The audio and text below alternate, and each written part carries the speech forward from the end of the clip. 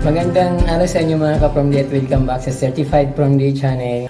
So ngayon po ay masaya ako dahil na-install na yung hamban ng mga bintana. Although wala pa siyang salamin at sabi niya babalik pero until na wala pa, hindi pa siya bumabalik. Iniisip ko sana na pupunta muna ako sa paliguan para magbaba dahil na sobrang init ngayon at talagang gustong gusto kong maligo at ayun, init na init ako sa mga araw na ito ka-From Day, sobrang init. Pero dito sa bahay ko mahangin, kaya lang siyempre ano pa rin dahil mainit talagang mararamdaman mo pa rin yung init ng panahon.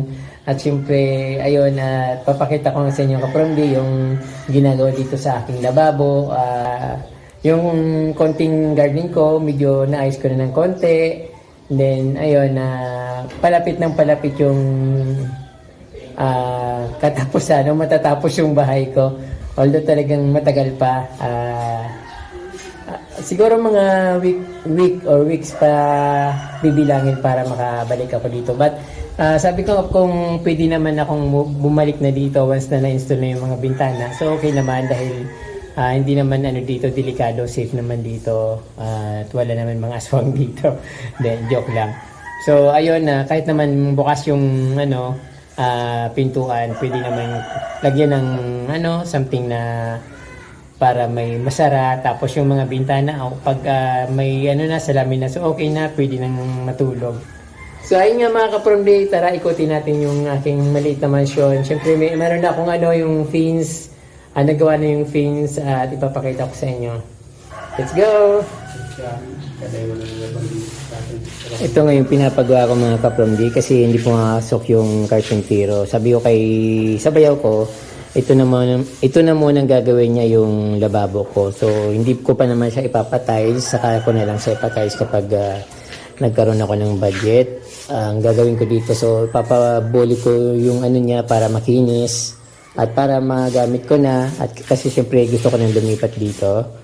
At yun, papagawa ako dito ng yung parang counter, yung kitchen bar para medyo maganda naman ng tingnan. Pero gusto ko yung kitchen bar ko dito, yung counter ay kahoy yung ibabaw, then buhos yung ilalim niya para matibay. So ayun, malapit nang magawa yung matapos yung dito, yung lababo.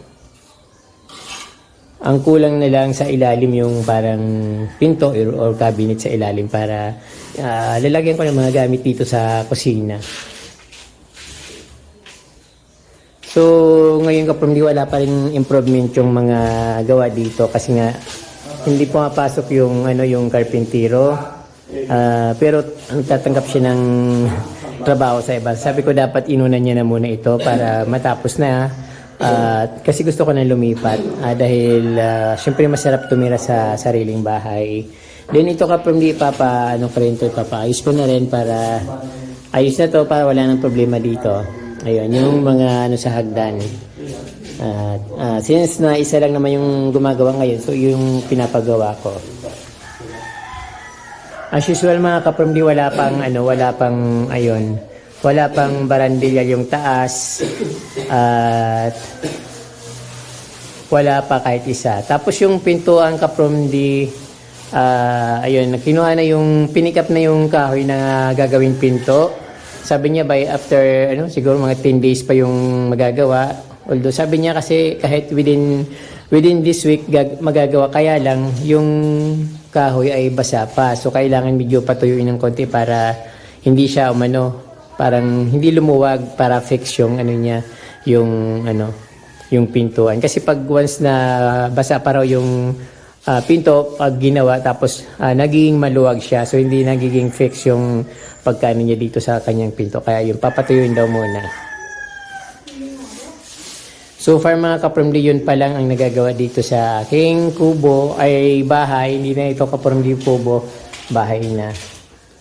So ayun, maganda naman yung hagdan, paunti-unti natutuyo na yung hagdan dito at gumaganda na yung kulay. So hindi pa naman siya nalalagyan ng varnish.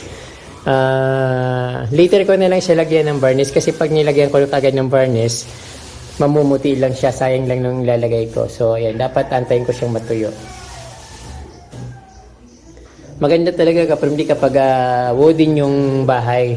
Yung nakikita sa bahay ay wooden yung mga gamit. Kasi mas parang yun ay rin yung decoration mo kahit plain lang yung bahay mo, wala kang magamit na mga appliances. Pero pag nakita yung mga wooden na nakakabit sa bahay, parang maliwalas tingnan at magandang tingnan talaga kapag di pag wooden. Unlike kapag yung yung mga something mga simento, so nakikita yan. Kaya lang dapat yung simento parang dapat maganda rin yung pagka-finishing niya. Ayun, siguro kapag later on, sabi ko nga sa inyo, lalagyan ko na lang siyang skim coat, tapos pipinturahan ko. Pero pansamantala, ganyan lang muna.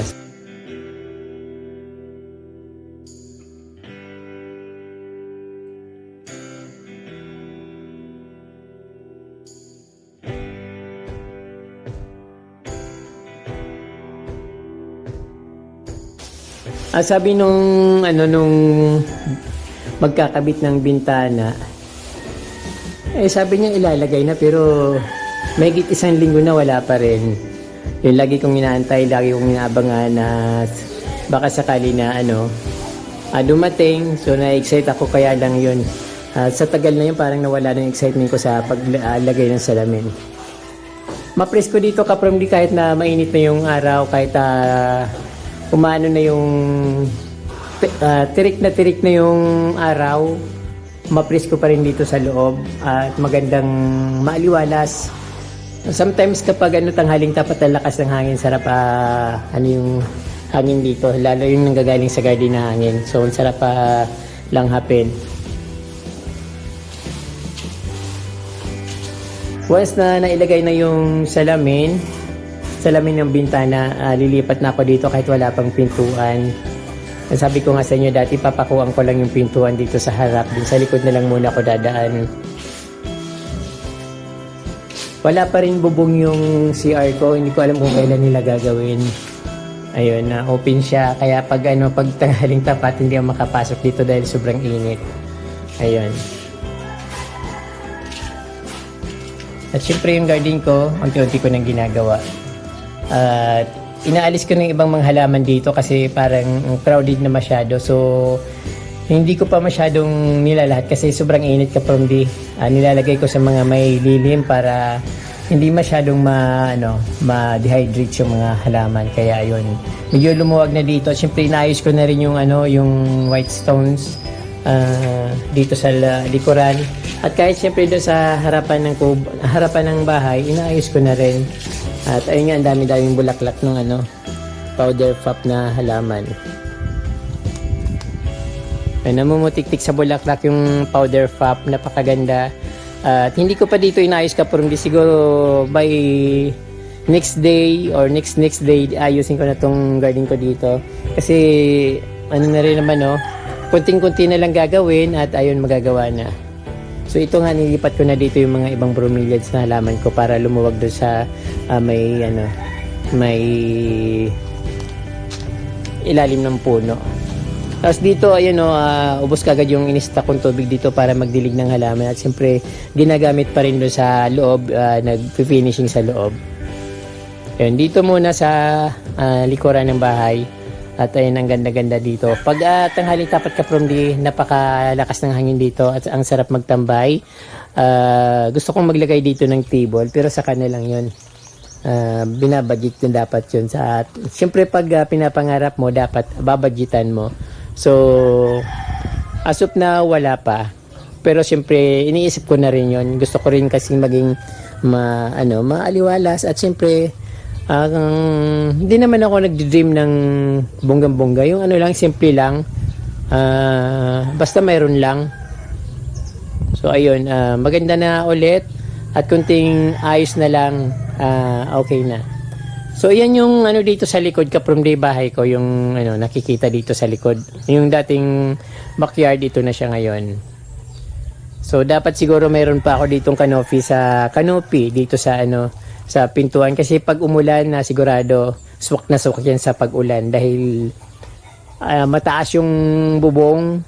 pag ulan, yung tama ng mga malalakas na ulan na may kasamang hangin, sigurado yung pinto ko madaling mabubulok yan. Ayun, dapat lagyan ko ng canopy.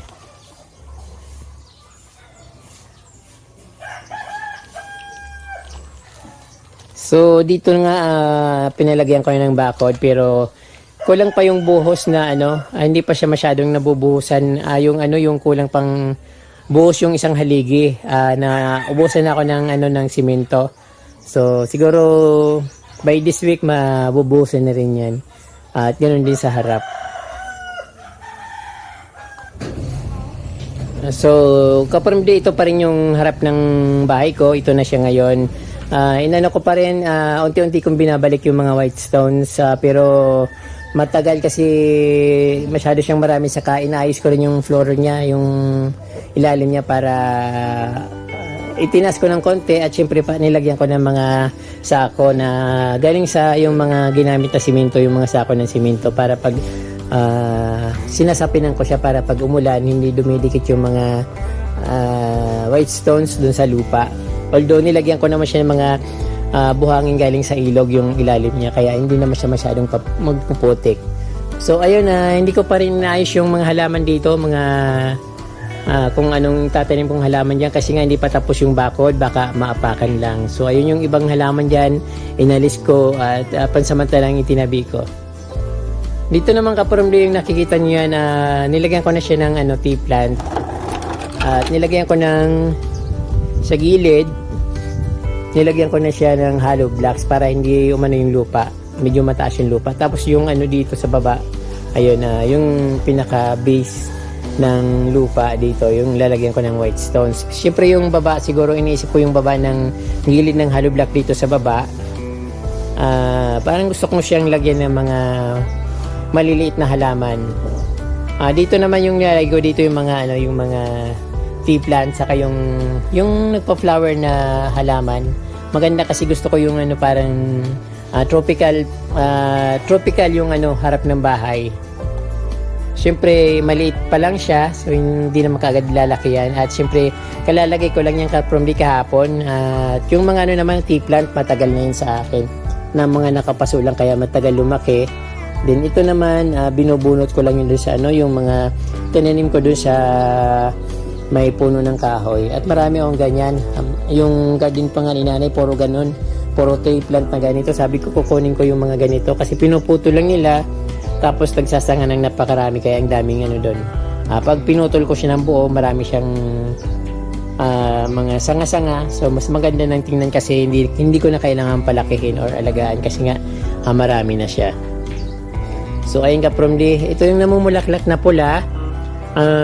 Pag lumago siya, maganda siyang tingnan, kasi nga yun, may flower siya, pero gusto ko yung may halong ibang halaman na may flower din. Siguro yung naisip kong ilagay dito, dahil wala naman ako mga flowering plants dito, ilalagay ko yung Mexican Petunia, kasi yun pang-init talaga yun, nagpa-flower siya ng mga purple. Ayun. So medyo lumaki yung dito kapromdi, yung harap ng bahay, harapan ko dito, kasi lumawak siya, unlike before na siguro hanggang dito lang sa may na to, sa may dito. So ang nadagdag niya siguro mga half meter.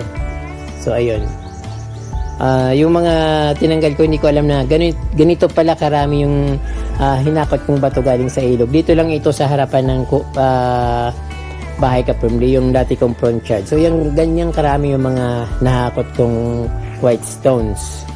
So iba rin yung nasa likod na white stones, marami pa nga doon. So siyempre lumawak yung garden ko, dapat talaga mas dumami ito, dahil ayun, marami akong malalagyan.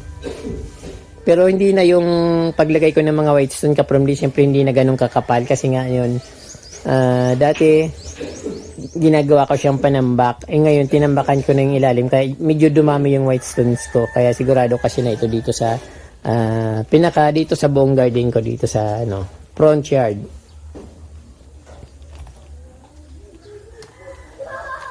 So ayun, masarap magtambay dito, kasi yung hangin na nang gagaling doon sa dulo.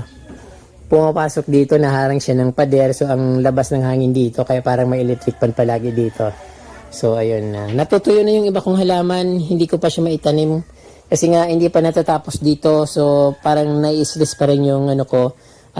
Iniisip ko kung saan ko sila ilagay. Iniisip ko rin kung anong halaman yung ilalagay ko dito sa harap. Mga crotons ba?